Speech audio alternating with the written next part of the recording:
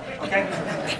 Peter's the entertaining part. I'll try to brief you on where we stand on a number of different projects here.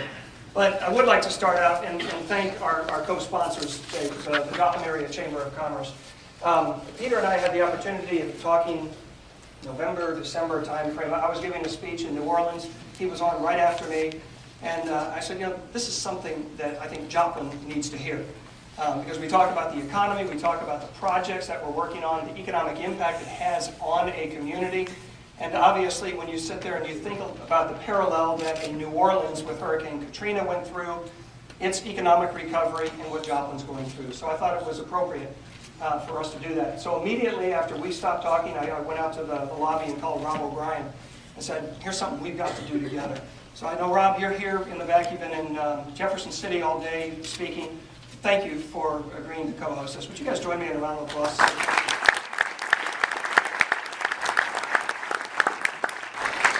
And first of all, who here has been to every single one of the updates that we've done? Which means you've been to every single city council meeting. I know the council members, Jane, I know you guys have been there. All right, so not everybody. Who here, this is your very first time to come and see some of the projects? That's great, I can use the same jokes over again. Good, glad to hear that. That's wonderful. As I think many of you know, on a serious note, I was the mayor of the city of Sugar Land for 3 terms. That was during Hurricane Katrina, it was during Hurricane Rita, and it was a very difficult time. And I can attest that the leadership that this community has, the city council, the mayor, the city staff, is beyond reproach. And you guys should all be very proud of the leadership that you have. I know we've got 3 council members. Morris, would you mind standing up? Mayor Pro Tem Bill, would you mind standing up? And Mike Woolston. The leadership that these guys provided, going through a very difficult time, and I know I'm understating it when I say difficult time, having a steady hand on the tiller that these people provided was incredible. And sitting around some of these tables, we have some city staff. And I'd like to ask the city staff to stand up as well. Because these are the people that, in addition to council, were literally working the 24-hour a day, day in and day out on the recovery. These are wonderful people. You guys should say thank you.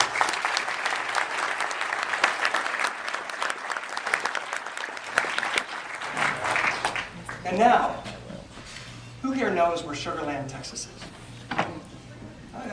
Not many of you. 22 miles southwest of Houston. Houston is one of our small, tiny suburbs to our northeast. That's where Wallace has its headquarters. 165 years ago, Imperial Sugar went out to basically start growing sugarcane and started processing sugarcane. So it was a company town, and that's where we got our name, Sugar Land. A lot of people ask that question. And for 160 years of growing sugar, processing sugar, everywhere you go, you see the word sugar. Subdivisions like Sugar Lakes, Sugar Mill, Sugar Creek. We have a lake right in the middle of our community called Ragus Lake. Ragus, sugar spelled backwards, if it's not think about it. All of that emphasis on growing sugar, processing sugar, refining sugar. You know what our motto is in Sugar Land? Yes. Sugar Land where there is no equal. Oh, that's bad. Man, that is it's corny. I'll be the first to admit it.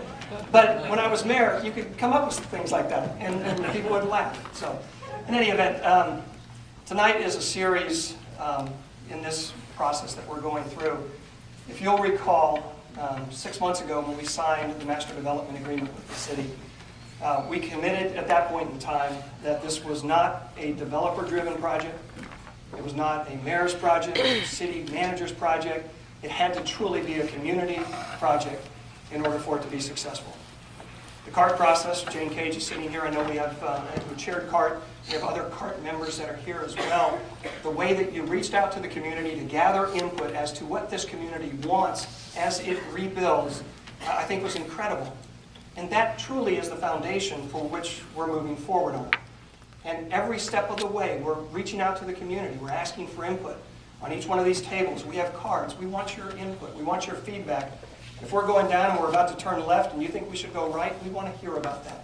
And so the public input process is extremely important. And we've continued that process. We will always do that every single month. We're meeting with city staff almost on a daily basis We're sitting down with the city council members, just getting that feedback. So every step of the way, we're getting the guidance. The plan when the city council basically moved forward was to move forward with a master developer. The city council could have sat by and said, all right, well, let's just use the same economic forces. That let's let supply and demand, let's let market come and build back what they want to build back. But many times when they build back, if you don't have an organized effort, if you don't have a program with incentives, with other type of funding tools, you don't do what CART wanted, which was build back better. And the city council made the decision to bring in a master developer. When we started the process, we did an inventory of all of the public assets that were lost in the tornado, as well as the private assets. We also sat down with the leadership and said, what assets do we have on a capital improvement plan for 5 years? We sat down with Missouri Southern saying, what are you guys looking for 5 years, 10 years from now? What were the assets that perhaps we could do a public-private partnership, use private sector capital to help enhance the quality and the speed of the development? And that's exactly what we've done in connection with the master plan. These were just some very basic questions that were asked. And I know that early on, and we talked to the council members about this, the city staff, early on it was, how can we reduce population loss? And I can give you countless studies that basically talk about the population in a community pre-event. Many communities never get back to that pre-event population. I know New Orleans is struggling in connection with that. And so early on it was, what can we do to curb that population loss?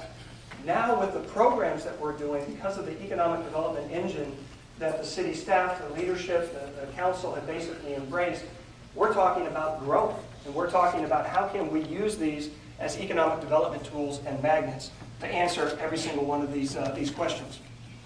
As a result of your input, you told us what type of assets you wanted.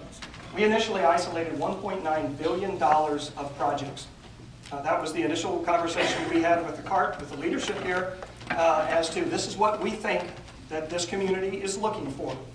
And so early on, after we signed the master development agreement, I think it was the following week, we unveiled these first, all in all, there's about 19 projects, even though some of them have been lumped together. But about $800 million of projects. The day after we signed the master development agreement, this is not a joke, I received a phone call from somebody saying, all right, you signed an agreement yesterday, where are the cranes? Where are the bulldozers? When are you going to get started? We have spent the last 6 months and doing a lot of very creative things. And again, I'll say this again about the leadership here in Joplin. There were some times where we basically went back to Brian Head, the city attorney that's here today, and we basically said, you know, we've got to have this procedure in place by Friday because there's a federal deadline where we're going to lose funding opportunities if we don't do it. And between him, the city manager, the leadership, jumping through hoops to call emergency city council meetings so that we could do just those things. We spent the last 6 months working on how do we pay for these things.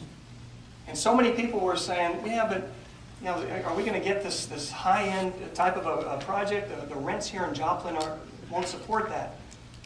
We had to come up with different funding tools, other revenue programs, so that we could basically afford that. And so over the last 6 months, that's what we've been focusing on.